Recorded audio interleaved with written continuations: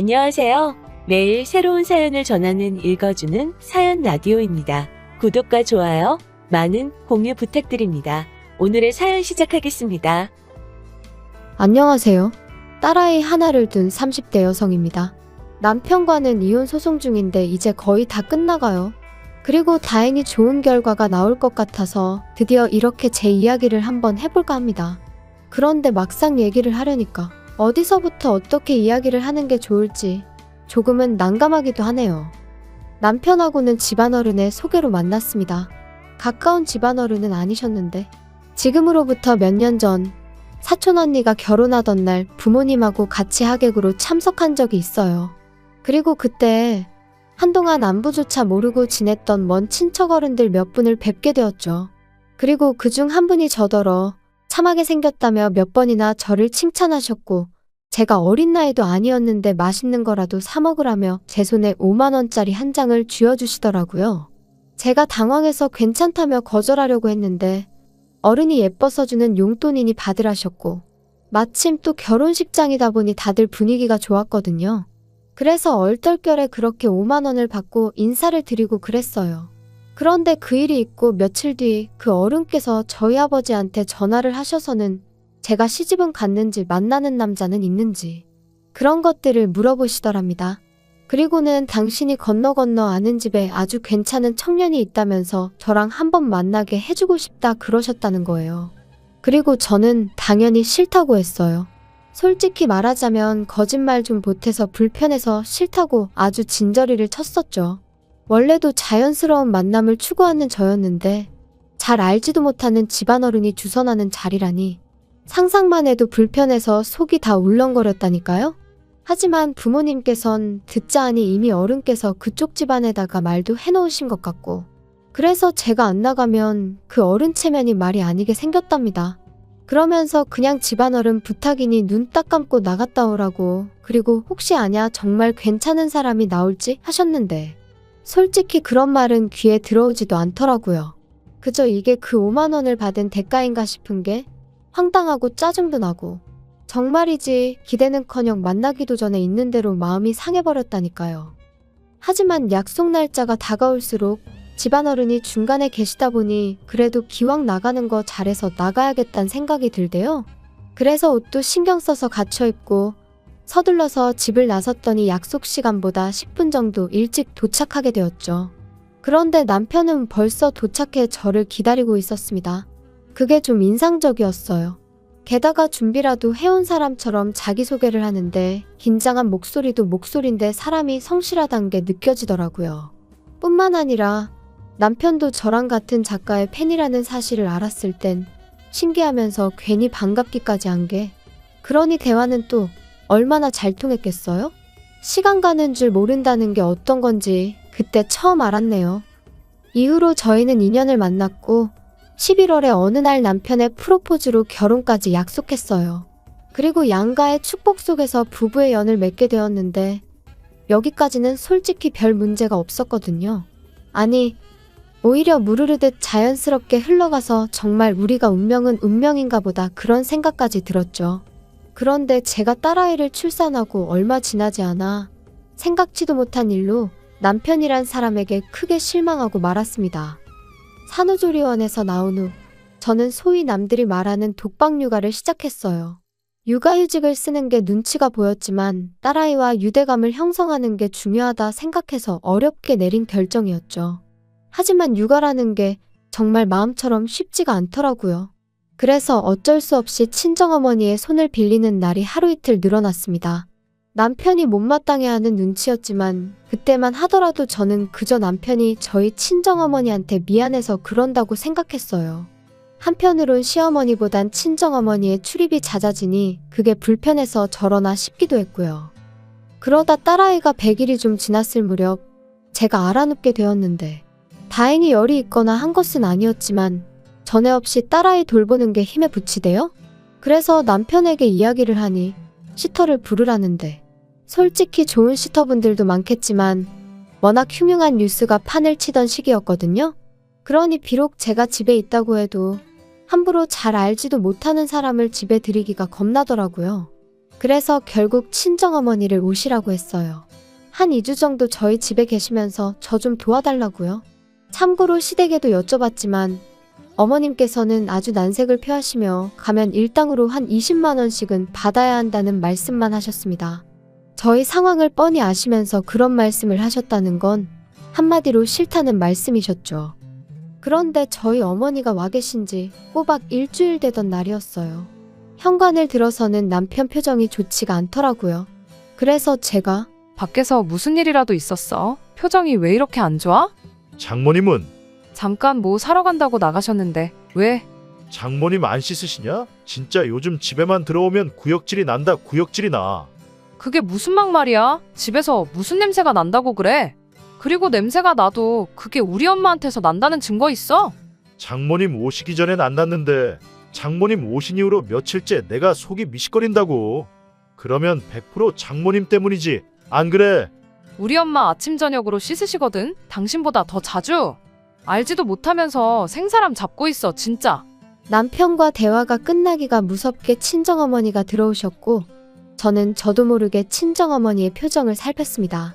다행히 어머니는 아무것도 듣지 못하신 듯 했지만 제 마음은 편치 않았죠. 게다가 남편 말이 신경 쓰여 저도 모르게 코를 킁킁거리며 어머니 냄새를 맡게 됐는데 그런 제 모습을 알아차리자마자 이 상황 자체가 너무 짜증나고 서럽고 그런데 이내 곧 저녁 식사를 하는 자리에서 남편이 이번엔 아주 노골적으로 인상을 쓰더니 또다시 무슨 냄새 안 나냐고 그러더라고요. 그리고는 저희 어머니더러 장모님 씻으셨어요? 그러는데 정말이지 진짜 밥상이고 뭐고 확 뒤집어 엎어버리고 싶더라니까요. 그리고 어머니는 금세 얼굴이 빨개지셔서는 씻었는데 왜 나한테 무슨 냄새라도 나냐면서 당황스러워 하셨는데 어찌나 분하던지 눈물이 다 날 것 같더라고요.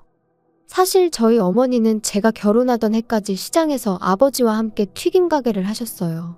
아버지의 사업이 망하고 이후로 마지막이란 각오로 주변 분들에게 돈을 빌려 시작하셨던 일이었죠. 돈 빌려준 사람들한테 하루라도 빨리 갚아줘야 된다고 그러면서도 저한테는 뭐 하나 부족한 거 없이 해주시려고 한 달에 딱 하루만 쉬시면서 그렇게 20년을 장사하셨습니다. 그리고 덕분에 지금은 떵떵거리며 살 정도는 아니어도 어디 가서 아쉬운 소리는 안 하고 사세요. 3층짜리 작은 건물이지만 새들어 장사하던 그 건물도 저희 부모님이 사셨거든요. 하지만 저희 어머니는 그 튀김 가게가 우리를 살렸다 하시면서도 기름 냄새라면 아주 진저리를 치십니다. 그래서 지금도 남들 다 좋아하는 치킨도 안 드세요. 그리고 남편도 이런 사연을 다 알고 있어요. 처음부터 숨길 생각도 없었지만 구구절절 얘기하려고 한 것도 아니었는데 남편이 어찌나 시부모님 고생하신 이야기를 우려먹고 또 우려먹던지 게다가 솔직히 제가 듣기엔 크게 고생하셨다는 느낌도 없었거든요. 하지만 자식 입장에선 자기 부모가 제일 애틋한 거 아니겠어요? 그래서 그런 남편에게 무안을 주는 대신 저도 저희 부모님 이야기를 했던 것뿐이었어요. 그리고 그때 분명히 이야기했거든요. 그런 이유로 우리 부모님은 두 분 다 냄새난다는 말에는 아주 예민하시다고요. 참고로 단지 튀김 냄새를 질리게 맡아서 그런 건 아니고 한참 장사에 매달리시던 무렵에는 정말 두 분 머리카락 한 올 한 올까지 소위 기름쩐내라고 하죠. 그 쩐내에 쩔어 있었어요. 그리고 두 분도 그 사실을 잘 알고 계셨기 때문에 정말 아침 저녁으로 몸이 벌게지도록 샤워를 하시더라고요. 특히나 어머니는 정말 살갗이 다 일어날 만큼 그때를 생각하면 지금도 제 마음 한구석이 먹먹해져요. 아무튼 그랬는데 그 쩐내라는 게 쉽게 빠지질 않는 거예요. 그래서 결국엔 그 쩐내 때문에 싫은 소리를 듣게 되는 상황이 종종 있었고 그러니 다른 사람도 아닌 남편이 저희 어머니한테 냄새로 무안을 주었다는 사실을 저로서는 도무지 받아들일 수가 없었습니다. 그래서 이튿날 죽이 되든 밥이 되든 내가 애를 보겠다 하고 어머니는 가시라고 했어요. 며칠 같이 지내면서 어머니가 좀 편하게 대해주니까 인간이 장모 어려운 줄을 모르고 저딴 식으로 나오나 싶기도 했고 괜히 좋은 마음으로 오셔서는 상처만 받고 가시면 안 된다 싶었거든요. 남편이 하다못해 조심스럽게 여쭤보기라도 했다면 조금 위로가 되었을까요? 지금도 잘 모르겠어요. 확실한 건 있는 대로 인상을 찡그리며 싫은 티를 낸 그 얼굴이 제 뇌리에 너무나 선명하게 남았기에 며칠이 지나가도 남편이 꼴보기도 싫었다는 거죠. 그리고 말이 나왔으니 말이지만 까놓고 말해서 저라고 시부모님이 하시는 행동이 전부 다 마음에 들었겠어요? 식사 도중에 아버님은 트름을 열대 뻔은 하시는 분이셨고 어머님은 설거지거리를 못하러 만드냐며 한 번도 반찬을 덜어서 드시질 않으셨습니다. 그래도 저는 평생을 저렇게 사신 분들이니 어떻게 다 내 입맛에 맞추겠나. 어쩌다 한 번이니 그냥 내가 이해하면 된다 생각하고 넘긴 적이 한두 번이 아니었어요. 그런데 남편이 먼저 그런 식으로 나오니 저도 더는 참지 말아야겠다고. 그게 뭐라고 아주 단단히 결심을 하게 되더라니까요. 그런데 그 일이 있고 얼마 지나지 않아 저는 청천벽력 같은 사실을 알게 되었습니다. 그렇게 친정어머니를 가시게 한 후로 마음 한켠이 답답하고 묵직한 게 그러다 하루는 그냥 무작정 친정부모님을 만나러 가고 싶더라고요. 그래서 연락도 없이 친정을 찾았는데 집안이 온통 어질러져 있었어요. 제가 알던 친정집 같지 않아서 도둑이라도 든 줄 알았을 정도로 말이죠. 그리고 그 사이에서 웬 서류 뭉치가 제 눈에 들어왔는데 그건 바로 어머니의 병원 서류였습니다. 게다가 그제서야 식탁 위에 잔뜩 늘어난 약봉지도 눈에 들어오고 결국 이게 다 뭐냐는 제 추궁에 아버지께서 친정어머니가 폐암위기라는 사실을 털어놓으셨어요. 그런데 더 충격적이었던 건 어머니도 아버지도 진작부터 알고 계셨으면서 임신 중인 제가 놀랄까봐 비밀로 하고 계셨다는 거였죠. 제가 어떻게 그러실 수가 있냐고, 그러다 어머니가 돌아가시기라도 하셨으면 나는 어떻게 살라고 그런 거냐고. 원망이라고 해야 할지 그때 그 감정은 한마디 단어로 설명할 수가 없네요. 아무튼 이후로 저는 바로 어머니를 모시고 병원을 찾았습니다. 그리고 의사가 말하길 당장이라도 병원에 입원하셔서 치료를 시작하는 게 좋겠다대요. 그런데 어머니께서 아주 완강히 거절을 하셨어요. 평생 장사만 하다가 이제 좀 사람답게 살려는데 병원에 갇혀있고 싶지는 않다고요. 그리고 저도 아버지도 그런 어머니의 고집을 도무지 꺾을 수가 없었죠. 그래서 어쩔 수 없이 일단은 아버지께서 어머니의 병간호를 시작하게 되셨네요. 그런데 나이 든 부모님을 두신 분들이라면 다들 아실 거예요. 아버지가 어머니를 챙기는 것과 어머니가 아버지를 챙기는 건 사실 같을 수가 없다는 걸요. 저희 부모님도 그랬습니다. 제가 보기엔 아버지는 아버지대로 최선을 다해서 어머니를 챙기고 계셨지만 평소 깔끔하신 어머니의 야무진 손끝을 따라잡기엔 턱없이 부족하더라고요. 그래서 제가 일주일에 2번 정도 어머님께 딸아이를 맡기고 친정을 찾기 시작했는데 이때도 생각해보면 말도 못해요. 남편은 저더러 결혼을 했으면 친정일은 좀 잊고 살아야 하는 거 아니냐며 언제까지 자기랑 딸은 팽개치고 친정만 그렇게 쫓아다닐 거냐면서 어이가 없었죠. 제가 할 일 없이 친정 부모님이랑 꽃놀이나 다니는 것도 아니었잖아요. 게다가 막말로 남편이 뭘 좀 도와주기라도 했으면 말을 안 해요. 자기는 돈 번다는 이유로 집안일엔 손도 까딱 안 하기 일쑤였으니까요. 근데 이제 제가 친정을 챙기면서 자기 저녁밥을 못 챙기는 일이 종종 생기니까 그게 그렇게 억울했던 건지. 게다가 딸아이를 팽개쳤다니 그것도 어머님한테 하루에 5시간 일주일에 2번 부탁드린 것 뿐이었는데 세상에 그런 억지가 어딨냔 말이죠. 말이 나왔으니 말인데 어머님은 어머님대로 자기가 이 나이에 손녀 보느라 이게 무슨 생고생이냐며 그럴 거면 너는 육아휴직인지 뭔지 그건 왜 했냐. 얼마나 싫은 소리를 해대셨는지 몰라요. 아무리 그래도 사돈이 아프다는데 까놓고 말해서 과일 바구니 하나라도 보내실 생각은 안 하시고 그저 당신 불편한 것만 투덜투덜. 가뜩이나 남편도 꼴보기가 싫은데 어머님까지 왜 이러시나. 시간이 갈수록 그나마 남아있던 고마운 마음은 온데간데 없어지고 그저 얄밉다는 생각만 들었던 게 솔직한 제 심정이에요. 그런데 안 좋은 일은 왜 그렇게 연달아 터지는지. 그런 생활이 반년쯤 이어지던 무렵 저희 아버지께서 큰 사고를 당하셨습니다. 친정어머니가 원래부터 먼지에 좀 예민하셔서 그날도 친정아버지께선 그런 어머니를 위해 이불을 베란다에서 터시다가 그만 아래로 추락을 하셨거든요. 불행 중 다행이라고 해야 하나. 아파트가 2층이었고 아래층은 최근에 새로 흙을 깔아서 비교적 덜 단단했기에 망정이지. 아무튼 그렇다고 해도 아버지는 왼쪽 발목이 골절되셨고 꼬리뼈에도 금이 갔습니다.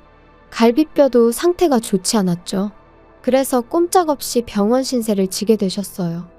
상황이 상황이었던 만큼 친정어머니가 저희 집에 오시는 건 제 상식으론 너무나 당연한 일이었어요. 막말로 혼자 계시다가 쓰러지기라도 하시면 그땐 누가 책임을 지냔 말이죠. 하지만 남편의 반응은 냉정하기 짝이 없었습니다. 지금처럼 왔다 갔다 하면서 들여다봐드리면 되지 뭘 집으로 모시기를. 안 돼, 불편해. 지금이 편하고 불편하고 따질 상황이야? 난 우리 엄마 절대로 혼자 계시게 못해. 뭐 못하면 어쩔 건데 장인 장모님 돈도 있으신데 사람 쓰시면 되잖아. 아니면 장인어른 입원해 계시는 동안 장모님도 잠깐 병원에 계시게 하던가. 아니, 내가 우리 엄마를 평생 모시고 살자는 것도 아니고 아버지 퇴원하실 때까지만 몇 주만 좀 같이 지내자는 건데 그게 그렇게도 안 될 말이야? 이 집이 너 혼자 산 집이야. 내 돈도 반 들어갔으니까 나도 내 의견을 말하는 것뿐이야.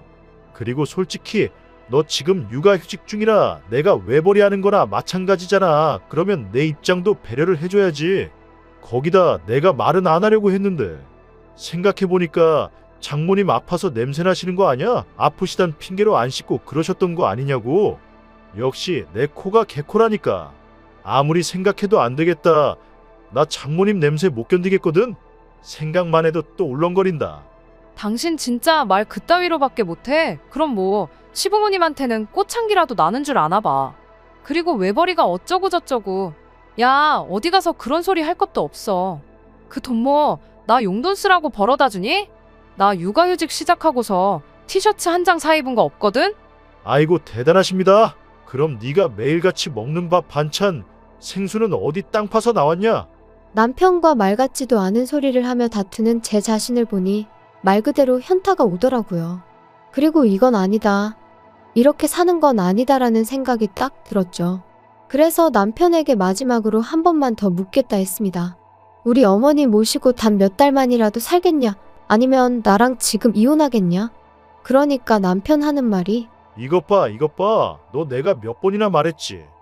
너가 신경 쓸 가정은 나랑 우리 희연이가 있는 여기라고. 근데 지금 뭐 나더러 장모님을 모시던지 아니면 이혼을 하던지 선택을 하라고? 너 제정신이냐? 그래, 당신 말대로 내가 우선순위를 착각하고 있는 건지도 모르지. 하지만 나는 내 부모까지 나 몰라라라는 배우자를 존경하며 평생 한 이불 덮고 살 자신이 없거든. 이러다 막말로 우리 엄마나 아빠 잘못되기라도 하면 난 네가 악마로 보일 것 같은데 그때 가서 이혼하면 너무 늦잖아? 어이가 없다. 진짜. 그래 뭐 이혼하고 싶으면 이혼해. 그런데 희연이는 네가 못 데려가. 내가 키울 거야. 그거야 법대로 하자고. 장인장모 병간호도 못하게 해서 이혼한다는데 그런 철면피한테 과연 딸을 키우게 해줄지는 모르겠네. 좋은 변호사로 한번 잘 알아봐. 그리고 그날부로 저는 제 짐을 챙겨서 집을 나왔습니다. 술에 진탕 취해 남편이 잠든 사이를 틈타 아이도 데리고 나왔죠. 사실 남편이야 딸아이를 정말이지 눈에 넣어도 아프지 않을 정도로 예뻐한 건 사실이지만 시부모님은 아들이 아니라는 이유로 늘 시큰둥한 반응이셨어요. 그리고 남편은 어쨌든 혼자서는 아이를 돌볼 상황이 못 되었는데 그렇다고 시부모님이 봐주실 리도 없었으니 애를 내놓으라 할 리는 없겠다 싶었거든요. 그리고 이혼을 하겠다고 딱 마음을 먹고 나니 그때부턴 제가 아이한테 하는 행동 하나 말 한마디가 전부 다 양육권 결정에 영향을 끼칠 것 같다는, 제가 법을 알고 그런 건 아니었지만 아무튼 나름대로 만반의 대비를 해야겠다 그런 생각도 들었고요. 그리고 이후로 무려 1년 3개월에 걸쳐 지독한 이혼 소송을 이어갔습니다. 그때 서름과 고됨을 이야기하자면 아마 석 달하고도 열흘을 밤을 새도 부족할 거예요. 하지만 결론부터 이야기하자면 친정아버지는 약간의 후유증이 남긴 했지만 혼자 일상생활이 가능할 만큼 건강을 회복하셨어요. 그리고 더 놀라운 건 바로 저희 친정어머니의 상황이었습니다. 정말이지 지푸라기라도 잡는 심정으로 여기저기 자문을 구해서 어머니 건강에 좋다는 음식만 정성을 다해 드시게 했고, 귀찮아하시는 어머니를 모시고 산으로 들러 좋은 공기를 쐬기 위해 열심히 돌아다녔습니다. 여담이지만 딸아이는 사촌 언니의 도움을 정말 많이 받았어요. 언니도 저랑 비슷한 시기에 아이를 낳았기에 언니가 쌍둥이 키운다 생각하겠다며 힘을 보태주었죠. 피는 물보다 진하다더니 영원한 사랑을 약속한 남편보다도 결국은 피부치인 언니가 100배 1000배는 의지가 되더라니까요. 아, 그리고 언니가 저한테 왜 이렇게 잘해준 거냐 혹시 궁금해 하실까봐. 일단 언니가 워낙 좋은 사람인 것도 있지만 언니가 시집 갈 때 이모네 사정이 안 좋았거든요. 그러니까 저희 아버지가 언니 결혼 비용을 대주셨어요. 우리도 힘들 때 이모네 도움을 많이 받지 않았냐 하시면서요. 그래서 제 짐작이지만 언니가 선뜻 도와주겠다고 손을 내밀어 준 게 아니었을까. 고마울 뿐이죠. 아무튼 말하다 보니까 또 생각나네요. 정작 저 시집 갈 땐 남편이 남자 자존심이 어떻고 해가며 하도 우겨대서 결혼 비용을 기어이 반반 부담을 했어요. 그리고 그땐 그게 나름대로 남자답고 좋아 보이기까지 했거든요. 물론 살아보니까 쓸데없는 똥자존심으로 똘똘 뭉친 인간이었을 뿐이었지만 아무튼 그래도 이렇게 이혼하고 나니까 그때 반반하길 다행이지. 아까워서 혼날 뻔했네. 그런 생각이 다 들대요. 아무튼 그렇게 저랑 남편은 이혼을 했고 당연히 양육권은 저에게 왔어요. 그리고 사실 위자료는 별로 기대도 없었는데 크진 않았지만 800만 원을 받게 되었습니다. 그리고 양육비도 일단 매달 60만 원에 5년마다 한 번씩 다시 정하는 걸로 얘기가 되었죠. 그런데 제가 이런 거 저런 거 다 합쳐서 지금 사는 집을 그냥 그대로 나한테 넘기라 했어요. 꿈에도 보기 싫은 인간, 애 핑계로 또 봐야 되는 것도 싫고 이래저래 두 번 다시 얽히기 싫었거든요. 그리고 남편도 기껏 한다는 소리가 양육비니 뭐니 그런 거 있으면 어떤 여자가 자기랑 재혼을 하겠냐며 좋다대요? 딸이라면 사족을 못 쓰는 인간이다. 그거 하나는 참 그래도 좋은 아빠다 싶었는데 양육비 얘기하면서 재혼 타령하는 거 보니까 그럼 그렇지 결국 이것밖에 안 되는 인간이었어. 그 생각만 들더라고요. 한편 저희 이혼 소식은 저희를 만나게 해주셨던 그 집안어른 귀에도 들어갔던 모양이에요. 그리고 뭐 솔직히 사과를 받아야겠다거나 그런 생각은 없었지만 아니나 다를까 감감무 소식? 말 한마디 들려온 게 없습니다. 참고로 저희 결혼할 땐 그래도 저희 두 사람 사이에 다리 놔주셨다고 100만 원 받아가셨는데 말이죠. 솔직히 좀 착잡했는데 이렇게 또 인생을 배운 셈 치려고요. 친정어머니의 암이 완치가 된 것은 아니니 솔직히 지금도 완전히 평화를 찾았다 그렇게 말은 못하겠어요. 하지만 적어도 하나 도움 안 되는 돌멩이 같은 남편을 제 인생에서 걷어내고 나니 속은 후련합니다. 당분간은 친정부모님의 건강과 제 아이의 행복만을 인생의 과제로 삼고 그렇게 살아볼까 해요. 어쩌면 이것이야말로 영원한 사랑은 아닐까요? 들어주셔서 감사합니다. 긴 이야기 들어주셔서 감사합니다. 오늘의 사연은 여기까지입니다. 구독과 좋아요, 알람 설정해주시면 앞으로 더 좋은 사연으로 찾아오겠습니다. 감사합니다. 감사합니다. 감사합니다. 안녕하세요. 매일 새로운 사연을 전하는 읽어주는 사연 라디오입니다. 구독과 좋아요, 많은 공유 부탁드립니다. 오늘의 사연 시작하겠습니다. 안녕하세요. 4년의 결혼 생활을 마치고 다시 혼자가 된 30대 여성입니다. 이따금씩 다른 사람들은 어떻게 사나 궁금해서 사연을 들으러 찾아오곤 했었는데 제가 이렇게 제 이야기를 하게 될 줄은 몰랐네요. 사실 이미 이혼도 했겠다. 어찌 보면 다 끝난 일인데 굳이 들추는 게 의미가 있을까 하고 스스로에게 몇 번이나 물어봤어요. 그런데 솔직히 아직 분이 안 풀려서 말이죠. 전 남편이고 시댁 식구들이고 아는 사람들이 이 이야기 좀 듣고 눈치도 채고 그래서 욕 좀 해줬으면 싶기도 하고. 좀 유치한가요? 남편하고는 제 나이 31살에 소개팅으로 만났어요. 그런데 이렇게 말하면 어떻게 들릴지 모르겠지만 사실 저는 결혼에는 원래 그다지 뜻이 없었거든요. 그래서 친구가 소개팅 이야기를 꺼냈을 때도 상대 남자가 그러니까 제 전 남편이기도 하고 잠깐 다른 이야기긴 하지만 이혼을 하고 나니까 이따금씩 호칭이 참 불편해요. 전 남편 부르기도 그렇고 남편이라고 부르자니 괜히 성질나고 그래도 일단은 남편이 간결하니까 남편이라고 부르겠습니다. 다시 본론으로 돌아가서 친구가 소개팅 할 거냐 물었을 때 제가 먼저 물었어요. 소개팅에 나올 사람이 혹시 연애 상대를 찾는 건지 아니면 결혼을 전제로 만남을 원하는 건지 말이에요. 그런데 친구가 사람 앞날을 누가 장담할 수 있냐며 연애하다 헤어질 수도 있고 결혼할 수도 있고 그거야 아무도 모르지 그러대요. 하지만 저는 괜한 원망을 듣는 건 한 번이면 족하다 싶어서 그런 식이라면 차라리 나가지 않겠다 했습니다. 사실 저는 예전에 교제하던 남자와 헤어지는 과정에 있어서 온갖 막말을 들었던 적이 있어요. 저 때문에 자기가 시간 낭비, 돈 낭비를 했다면서 말이죠. 하지만 정말 억울했던 게 그 당시에도 저는 결혼에는 뜻이 없었고 남자도 분명히 알고 있었거든요. 그것도 연애 초반 때부터요. 하지만 남자가 말하길 사귀다 보면 제 생각이 달라질 줄 알았답니다. 자기가 잘해주면 생각을 고쳐먹을 줄 알았다나요? 어이가 없어서. 아무튼 그때 너무 질려버려서 이후로 결혼 생각이 요만큼이라도 있는 남자하곤 아예 얽히지 말아야겠다고 다짐을 했네요. 그런데 소개팅을 주선하는 친구가 중간에서 그렇게 애매하게 나오니 당연히 나가기가 싫었죠. 하지만 친구는 이미 제 사진을 상대 남자에게 보여줬고 그쪽에서 저를 너무 만나보고 싶어 한다며 나중엔 거의 사정을 하는데 제 다짐도 다짐이지만 친구를 더는 곤란하게 만들고 싶지가 않았습니다. 그래서 그럼 그냥 밥이나 한 끼 먹고 온다 생각하고 나갔다 오겠다니까 정말 고맙다고. 그래서 마침내 남편과 만나게 되었네요. 남편은 저와 마찬가지로 회사를 다니는 평범한 직장인이었어요. 특출난 매력은 없었지만 대화를 나눠보니 사람 성격이 전반적으로 둥글둥글하고 모난 구석이 없었죠.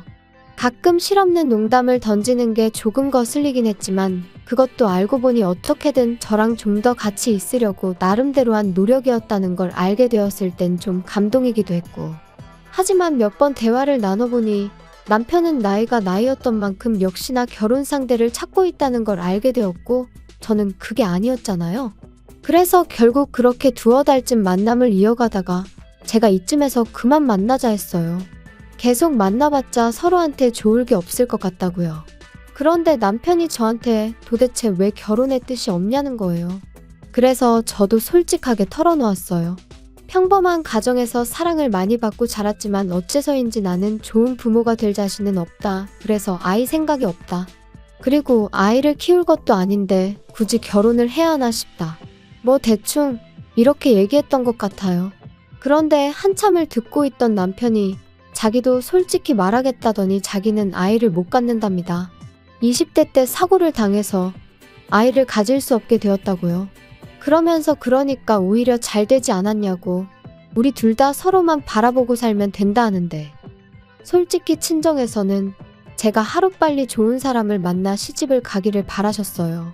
짐작컨대 저희 부모님도 일단 어떻게든 제가 시집부터 가면 가서 살다 보면 마음이 바뀌지 않겠나 싶으셨던 거겠죠. 그리고 자식된 도리로서 죄송스러웠던 것도 사실이에요. 그러니 이런저런 상황을 고려해봤을 때 남편하고 결혼해도 괜찮겠다 싶대요. 친정부모님께는 죄송하지만 남편의 불임 문제는 나중에 천천히 말씀드릴 생각이었고요. 결혼 생각이 없었던 저였지만 막상 결혼을 하겠다고 마음을 먹으니 그래도 아예 아무것도 안 따질 수는 없더라고요. 특히나 일찍이 시집간 사촌언니가 1년 만에 10kg 가까이 살이 빠질 만큼 시집살이로 마음고생하는 걸 듣고 봤던지라 나름대로 시댁에 대해서 최소한의 기준은 둘 수밖에 없었죠. 그리고 처음에 인사를 드리러 갔던 날 저더러 고맙다며 눈물을 흘리시는 걸 보고는 막연히 마음이 여리신 분들이구나. 그러니 좋은 분들일 거라고 생각하게 됐던 것 같아요. 물론 지금은 섣불리 판단했던 제 자신이 한심할 뿐이지만 아무튼 그리고 경제적인 부분은 저희 친정이랑 비슷했어요.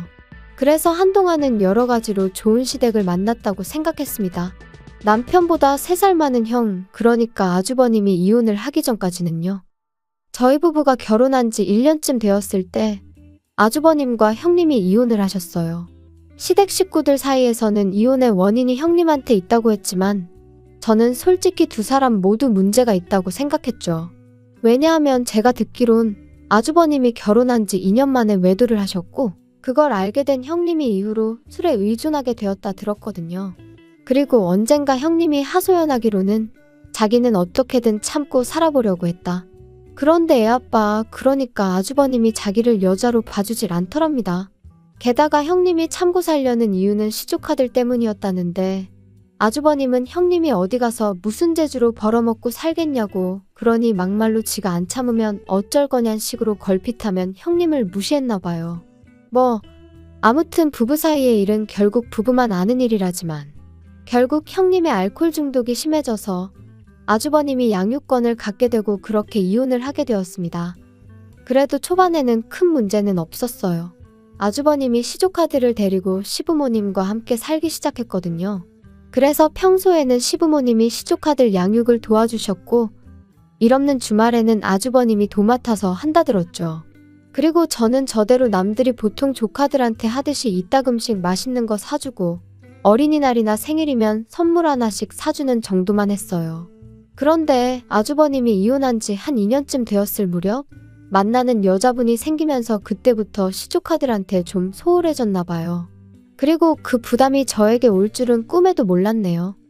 결혼하고 제가 어머님한테 그래도 감사했던 건 그다지 먼 거리가 아니었음에도 불구하고 필요 이상으로 저를 부르신 적이 없으셨다는 거예요. 그런데 아주버님이 데이트를 시작하면서 주말에도 어머님이 시조카들을 보게 되는 상황이 잦아지셨고 어머님도 연세가 있으셨으니 시조카들 그것도 5살, 7살 남자아이들을 혼자 보시는 게 쉽지는 않으셨을 테지요. 하지만 그래도 그렇지. 언젠가부터 하루가 멀다 하고 저를 부르기 시작하셨습니다. 퇴근했니? 뭐하니? 애들이 작은엄마 보고 싶다고 난리네. 그리고 저도 처음에는 그래. 어머님 말동무도 해드릴 겸 좀 도와드리고 오자고 좋은 마음으로 시댁에 들리곤 했었거든요. 거짓말이 아니라 평일에 한두 번 주말에 한 번 그렇게 한 3달 가까이를요. 그런데 저도 사람이다 보니 결국 지치더라고요. 특히나 하도 저녁만이라도 먹고 가라셔서 가면 아주버님이 귀가할 때까지 저를 못 가게 하셨는데 창살 없는 감옥이 바로 이런 건가 싶었죠. 그뿐만이 아니었습니다. 시조카들한테는 계속해서 작은엄마가 와서 너무 좋지? 작은엄마랑 같이 하니까 너무 좋지? 작은엄마랑 다음엔 어디 가자고 할까? 이게 겪어보지 않은 사람은 이해가 안 될 수도 있는데 정말이지 너무 부담스럽고 나중엔 그냥 뭐라고 표현을 할 수가 없어요. 말 그대로 정말 미치겠더라고요. 심지어 한 번은 새벽 2시인가? 큰애가 아프다면서 일을 어쩌면 좋으냐고 저한테 전화를 하셨습니다. 남편도 아니고 저한테 말이죠. 그래서 제가 아주버님은 어디 계시냐니까 아주버님은 애인이랑 캠핑 갔다고. 너무 열받아서 그 전화 그대로 남편한테 넘겼어요. 그랬더니 나중에 어머님이 말씀하시길 큰애가 그러더랍니다. 작은엄마랑 병원에 같이 가면 나을 것 같았다고요. 물론 저는 지금도 큰애가 그런 말을 했을 거라곤 믿지 않지만요. 아무튼 이러한 일들이 반복되고 저는 도무지 참을 수가 없었습니다. 그래서 남편에게 어머님한테든 아주버님한테든 확실히 이야기를 좀 해줘.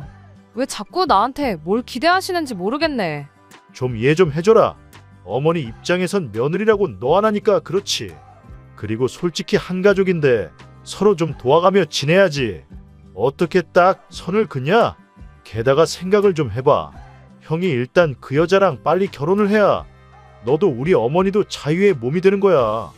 그러려면 협조를 좀 해줘야지. 두 사람이 결혼해서 내가 자유의 몸이 되기 전에 화병으로 죽을 것 같다니까. 야, 무슨 말 같지도 않은 소리를 하냐 너는. 솔직히 어머니랑 비교하면 네가 뭘 얼마나 했다고 그러냐. 고생은 우리 어머니가 다 하고 계시지. 지금 그게 할 소리야? 너무 빡빡하게 따지지 마라 좀. 이 집안의 여자라곤 어머님하고 너하고 둘뿐인데 어쩌겠냐 그럼. 자기가 대신 사과한다. 미안하다. 너 정말 고생한다. 그런 인사까지는 기대하지도 않았어요. 하지만 적어도 남편이 그토록 뻔뻔하게 아나무인으로 나올 줄은 꿈에도 상상하지 못했죠. 그리고 덕분에 그나마 마음 한켠에 있던 그래도 내가 작은엄마인데 이 정도는 하는 게 맞나 하는 그 찜찜함도 전부 날아가 버리대요. 게다가 이렇게 다투고 얼마 지나지 않아 어머님 생신이셨어요. 그래서 온 가족이 모였는데 아주버님 재혼 이야기가 나왔습니다. 그런데 듣자 하니 아주버님 애인이란 사람이 시조카들 때문에 재혼하기를 망설인다는 거예요. 그쪽은 초혼이라서 부모 반대가 완강하다면서 말이에요. 그러니까 이번엔 어머님뿐만 아니라 아버님까지 저를 힐끗힐끗 바라보시면서 애들 거취 문제야 뭐 가족 간에 상의를 해서 차차 방법을 찾아보면 된다 하시는데 아니 멀쩡히 애 아빠가 살아있는데 무슨 애들 거취 문제를 가족 간에 상의를 한다는 건지 그리고 나는 왜 자꾸 쳐다보시는 건지 이래저래 너무 짜증이 나더라고요. 게다가 그 와중에 아주버님은 저랑 눈이 마주치니까 어이없게도 윙크를 하면서 재수씨 잘 좀 부탁해요 이러는데 순간 욱해서 뭘 부탁하냐 했습니다. 부탁하지 마시라고 궁금하지도 않고 알고 싶지도 않다면서요. 그리고는 도무지 끓어오르는 화를 참을 수가 없어서 뒤도 안 돌아보고 그냥 제 핸드백이랑 차키만 챙겨서 식당에서 나왔거든요. 그랬더니 남편이 쫓아나와서는 너는 좋은 날 꼭 이렇게까지 해야겠냐? 형 애인 쪽에선 당연히 꺼려지는 자리이고 어쨌든 우리가 지금 의리니까 어쩔 수 없잖아. 왜 우리가 의리야? 아주버님이나 의리지. 막말로 아주버님이 재혼을 하시던 못 하시던 나랑 무슨 상관인데 뭘 잘 부탁한다는 거야 도대체? 어머님 아버님도 그래. 왜 자꾸 나한테 눈치를 주셔? 그렇게 시조카들이 안쓰러우면 당신이 챙겨. 당신이 하면 되잖아. 작은 엄마보다는 작은 아빠가 더 가까운 거 아니야? 핏줄인데? 막말로 어머님이 시조카들 문제로 당신한테 한 번이라도 전화한 적 있으셔? 넌 뭐 그런 걸 지금 따지고 드냐? 진짜 사람 피곤하게 한다. 아무튼 우리 부모님한테 사과드리고 형한테도 미안하다고 해. 웃기고 있네. 사과를 받으면 받았지 내가 지금 하게 생겼니? 분명히 우리 두 사람 서로만 바라보고 살자 했고 그 약속 하나 믿고 한 결혼이었는데 시간이 흐를수록 시부모님도 남편도 말도 안 되는 요구를 해대니 얼마나 스트레스를 받았는지 몰라요. 하지만 적어도 어머님 생신날 제가 보인 행동은 시댁 식구 모두에게 제 생각이 어떤지 분명히 보여주는 일이었다고 믿었습니다. 그러니 더는 시댁 식구들 중 그 누구도 저에게 시조카를 맡길 생각은 하지 못할 거라 생각했고요. 하지만 제 예상은 보기 좋게 빗나가 버렸어요. 오히려 서로 속내가 다 드러나서 그런가 아주 그냥 배째라는 식으로 나왔으니까요. 어머님 생신 이후로 한 달 정도 지났을 무렵이었습니다. 큰애에게 핸드폰이 생겼는지 언젠가부터 계속해서 큰애에게서 문자가 오더라고요. 그리고 그 내용은 대부분 작은엄마 뭐 하세요? 작은엄마 요즘 왜 안 오세요? 작은엄마 보고 싶어요. 그리고 저는 그 문자들이 전부 어머님이 시켜서 시조카가 보냈다 싶었기에 무시해버릴까 싶다가도 혹시나 일말의 가능성으로 시조카가 자진해서 보낸 거면 어쩌나 하는 생각에 사실 이 모든 상황에서 시조카가 잘못한 건 없는데 괜히 애한테 상처를 주게 되면 안 되잖아요? 정말이지 문자 하나가 올 때마다 온종일 이런저런 생각과 고민으로 얼마나 마음이 갑갑했는지 몰라요. 그리고 정말 이렇게 살다간 내가 어떻게 될지도 모르겠다는 생각에 결국 시조카에게 앞으로 작은엄마에게 하고 싶은 이야기가 있으면 작은아빠한테 하라고 했네요. 그러면 작은아빠가 작은엄마한테 전해줄 거라면서 말이죠. 그런데 황당한 건 그 이후로 시조카가 남편에게 문자를 하는 일은 단 한 번도 없었습니다. 이것도 나중에 어머님 말씀으로는 시조카가 단단히 상처를 받아서 안 한 거라는데 그 내막을 솔직히 누가 알겠어요? 제가 그것까지 배려할 수는 없는 노릇이었고요. 그리고 이제 정말 상황이 어느 정도 정리가 되었구나 싶었던 때였습니다. 3달 가까운 시간 동안 어머님은 저에게 오라가라 말씀하지 않으셨으니 저도 어느새 한결 홀가분한 마음으로 일상을 보내고 있었죠. 남편하고의 관계는 예전만 못했지만 적어도 부딪히는 일은 거의 없었고요. 그런데 평소처럼 야근을 하고 집에 도착해 현관을 여는데 저는 순간 제가 남의 집에 잘못 들어온 줄 알았어요. 왜냐면 현관에는 아이들 신발이 놓여 있었고 늦은 시간이었는데도 TV 소리가 흘러나오고 있었으니까요. 하지만 이내 저는 그 아이들이 바로 시조카들이라는 걸 알게 되었습니다.